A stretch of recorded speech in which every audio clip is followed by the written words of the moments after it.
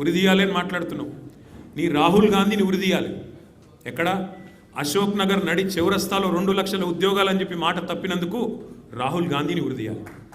రైతులకు రుణమాఫీ చేస్తా అని చెప్పి మాట తప్పినందుకు వరంగల్లో రాహుల్ గాంధీని ఉరిదీయాలి. బీసీలకు 42% రిజర్వేషన్ అని చెప్పి మాట తప్పినందుకు మీ నాయకత్వాన్ని, కాంగ్రెస్ నాయకత్వాన్ని, రాహుల్ గాంధీని, రేవంత్ రెడ్డిని కామారెడ్డిలో ఉరిదీయాలి.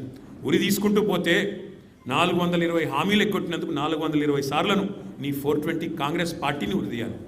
కేసీఆర్ గారిని పట్టుకొని నోటికొచ్చినట్టు మాట్లాడుతూ పనికిమాలిన చెత్తవాగుడు వాగుతూ నిన్న శాసనసభలో ఆయన మాట్లాడిన మాట బాధ ఎక్కడ అంటే, సరే ముఖ్యమంత్రి ఒక అర్భకుడు, అంగుష్టమాత్రుడు, ఒక నికృష్టుడు, ఇవన్నీ మనకు తెలుసు. సర్వభ్రష్ట ప్రభుత్వానికి ఇవాళ అధినేత ఈ ముఖ్యమంత్రి. సర్వభ్రష్ట ప్రభుత్వం ఇది. ఈ రంగం ఆ రంగం అని కాదు, అన్ని రంగాల్లో అట్రఫ్లాప్ ప్రభుత్వం, సర్వత్రా విఫలమైన ప్రభుత్వం ఈ ప్రభుత్వం. కానీ బాధాకరమైన పరిస్థితి ఏమంటే, అందరి హక్కులకు కస్టోడియన్లా ఉండాలి.